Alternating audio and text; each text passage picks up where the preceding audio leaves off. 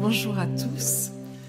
Je vous prie d'excuser l'absence du directeur général et du directeur général adjoint de l'ARS qui m'ont demandé de les remplacer aujourd'hui. Et je dois vous dire que c'est avec un vrai plaisir que j'ai accepté. Et je me suis même proposée spontanément parce que j'avais eu connaissance des documents réalisés par LMC France et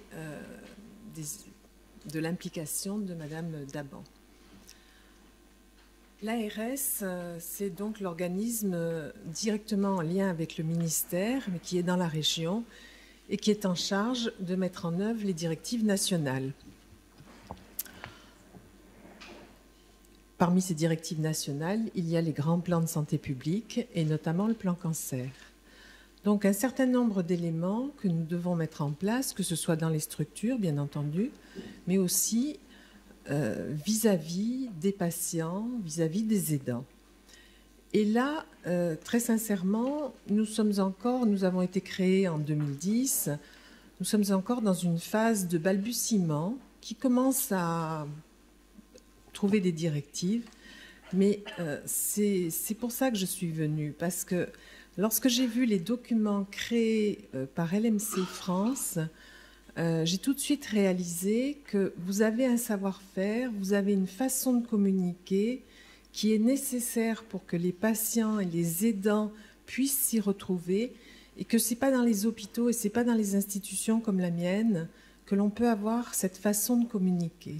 Donc nous avons besoin, et j'espère que nous aurons le bénéfice de travailler avec des associations de patients comme la vôtre, de façon à mieux aider les patients, les aidants, toute cette communauté qui a besoin d'un certain nombre de choses, mais que nous ne saurons pas seuls leur apporter. Donc cette maladie, vous nous l'avez très bien expliqué, et Madame Charbonnier a aussi complété, cette maladie a subi une grande évolution et entre maintenant dans ce que l'on appelle les maladies chroniques. Et donc, une de vos grosses problématiques, telles que je l'ai vu dans les documents réalisés, c'est l'observance. Je comprends parfaitement parce que j'ai été un peu médecin dans les temps passés. Donc, les difficultés de l'observance, les contraintes, les différents événements de la vie qui contrarient parfois cette gestion des médicaments, et puis toute la difficulté de la gestion des complications. Moi, tout de suite, ça m'a évoqué ce qu'on connaissait il y a des années pour le diabète insulinodépendant et pour les difficultés des adolescents dans cette phase de leur vie vis-à-vis de cette maladie.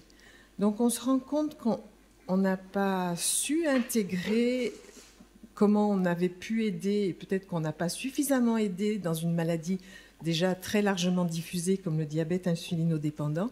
Et on voit que les mêmes contraintes, les mêmes difficultés surgissent dans d'autres maladies, à d'autres phases et en fonction de l'évolution des thérapeutiques. Donc, le plan cancer, qu'est-ce qu'il demande aux ARS ? Qu'une information adaptée soit apportée aux patients. Et la preuve en est, une information adaptée, je vous l'ai dit, ne sont pas les tutelles qui seules pourront l'apporter, loin de là. Donc, moi, j'ai vu le travail réalisé par votre association, les recommandations thérapeutiques, les petits documents sur la PCR dont on vient d'apprendre qu'ils avaient été réactualisés, les petites fiches symptômes qui vous parlent de vos problèmes quotidiens ou pas quotidiens, j'espère, mais de vos problèmes concrets, comme personne ne peut vous en parler, comme personne ne peut vous donner de trucs pour les surpasser. Et puis, cette considération relative à l'observance, à l'importance de ce traitement régulier, à vie peut-être, à moins d'évolution et on commence à les envisager. Quand j'ai vu tous ces documents, j'ai vraiment encore plus pris conscience qu'on était, nous, dans les administrations complètement désarmés et qu'il fallait qu'on mette en œuvre donc les moyens de travailler avec des associations telles que la vôtre. On doit aussi penser à l'éducation thérapeutique et donc j'apprends avec plaisir que vous avez déjà dépassé cette notion et acquis les compétences de façon à pouvoir la mettre en œuvre. Je pense qu'il y a un gros travail à faire vis-à-vis des médecins traitants, puisque pour la plupart, ils ont fait leurs études à un moment donné et la science a continué, les traitements ont beaucoup évolué, cette maladie a subi une révolution, on l'a vu, et il faut qu'on travaille, mais je pense que travailler avec des associations comme la vôtre pour leur faire passer les messages importants vis-à-vis de telles évolutions, pour qu'ils sachent donner à de nouveaux patients les informations adéquates et ne pas les laisser errer avec de sombres pronostics alors qu'on peut espérer beaucoup mieux. Donc ça, là aussi, je pense qu'il y a un gros travail à faire et on aura besoin de votre aide. En fait, il y a autour du malade, et vous l'avez souligné, il y a les aidants, il y a les personnes ressources. Donc, effectivement, les directives en parlent. Et là aussi, nous sommes dans une réelle difficulté. Donc, on essaye d'être attentif à ce qui se passe, comme aujourd'hui.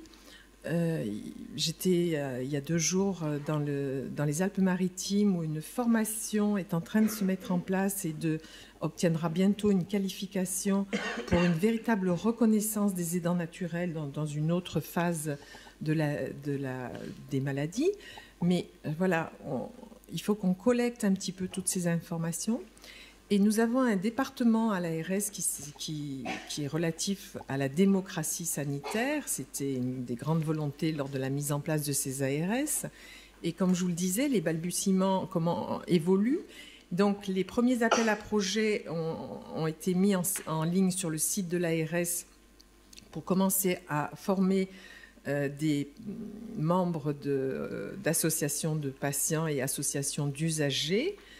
Et on va essayer de leur apporter de l'aide de façon à ce que des appels à projets pour un vrai soutien aux aidants puissent voir le jour et puissent peut-être répondre à des problèmes particuliers et apporter des solutions. Voilà à peu près où on en est. Je vous remercie.